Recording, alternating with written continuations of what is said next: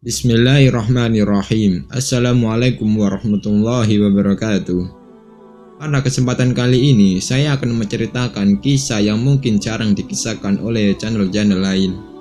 Kisah ini sering disebut sebagai Ashabul Yasin, karena kisah ini tercantum di dalam surat Yasin.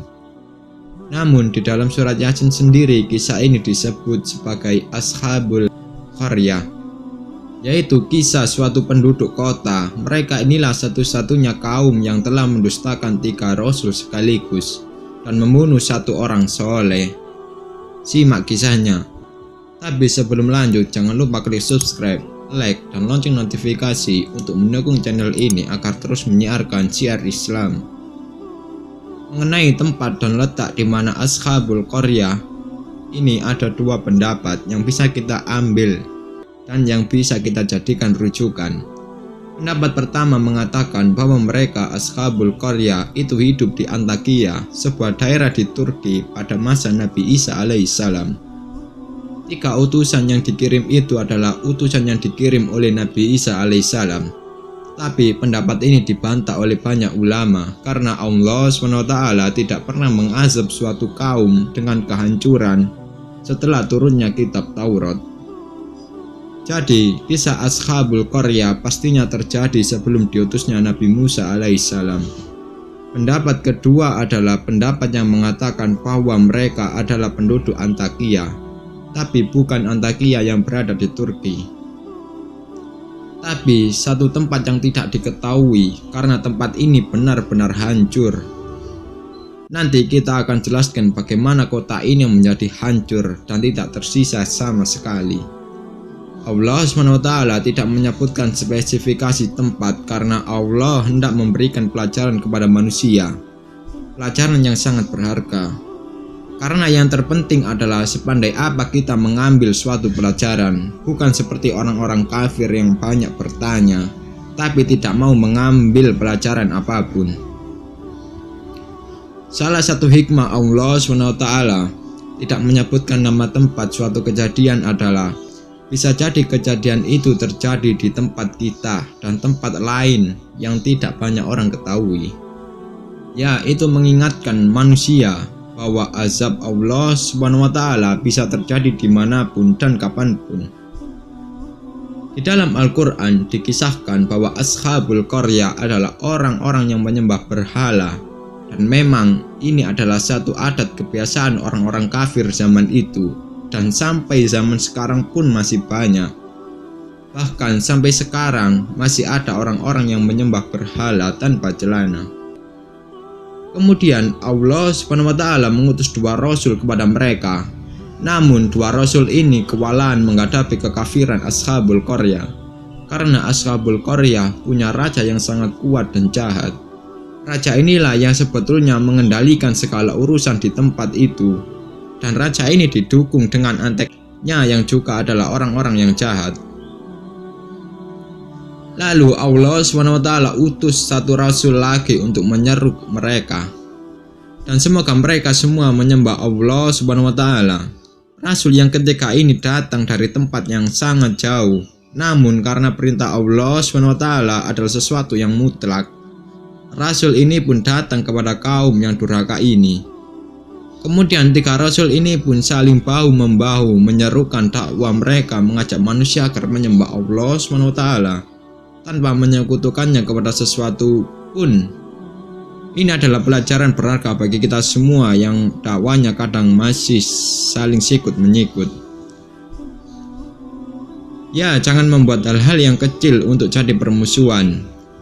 Jadi ini pelajaran bagi kita semua, jangan menjadikan hal-hal yang remeh, hal-hal yang kecil, apalagi masalah furu'iyah itu menjadi satu hal yang membuat kita justru saling menghujat sesama orang Islam atau saling bermusuhan.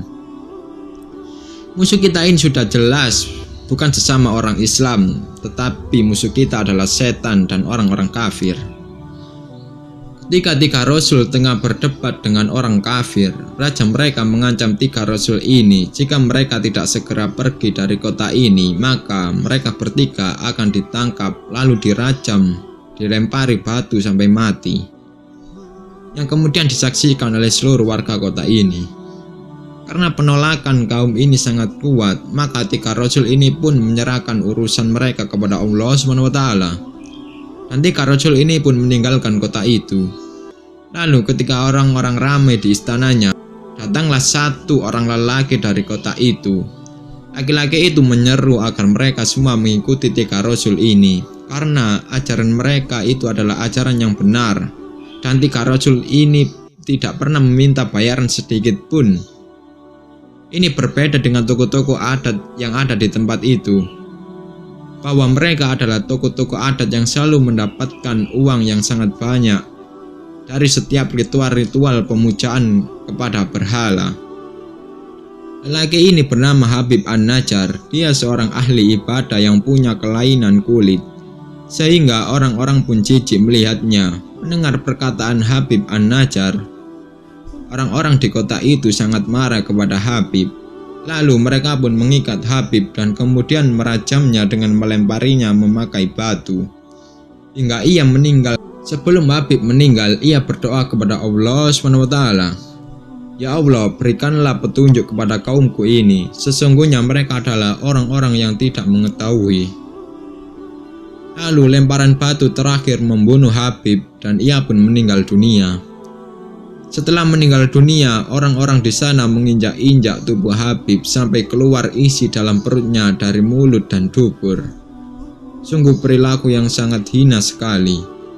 Maka karena itulah Allah SWT memasukkan Habib An-Najjar ke dalam surga. Saat Habib diberi penglihatan akan surga yang ia tempati di akhirat nanti, ia pun berkata, "Wahai, alangkah baiknya jika kaumku tahu akan hal ini." Inilah Habib An-Najjar. Ketika ia sudah meninggal pun ia masih berdoa, masih berharap agar kaumnya mengetahui bahwa ajaran 3 rasul itu benar. Dan balasan Allah SWT bagi orang-orang beriman juga adalah sesuatu yang benar. Namun orang-orang Ashabul Qaryah justru semakin congkak dan semakin kafir. Maka Allah SWT pun mengutus satu malaikat yang berdiri di depan gerbang kota itu. Lalu ia berteriak sekuat-kuatnya. Maka dengan satu teriakan itu, kota Antakya yang dihuni oleh Ashabul Qaryah luluh lantaran hancur menjadi tanah. Inilah yang membuat kota ini tidak pernah ditemukan sama sekali. Kisah Nabi Nuh alaihissalam, kapalnya sudah ditemukan. Kisah Fir'aun, jasadnya sudah ditemukan. Kisah kota Sodom, kaum Nabi Lut alaihissalam sudah ditemukan di dekat Laut Mati. Dan kisah Ashabul Qaryah sampai hari ini tidak ditemukan tempatnya, karena mereka hancur menjadi tanah. Hancur karena satu teriakan malaikat yang sangat kuat. Bisa dibayangkan betapa kuatnya teriakan malaikat itu. Dan malaikat itu adalah makhluk Allah yang selalu taat kepada perintah Allah SWT. Ini adalah pelajaran bagi kita bahwa dalam kisah ini ada seseorang laki-laki yang bernama Habib.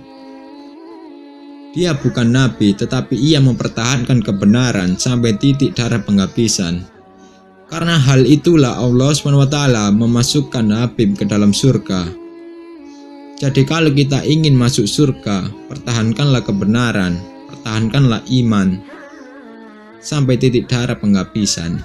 Apapun yang terjadi, apapun yang akan menimpa kita, kalau kita tetap istiqomah, Allah berikan surga kepada kita, insya Allah. Semoga bermanfaat. Wallahu a'lam bishawab.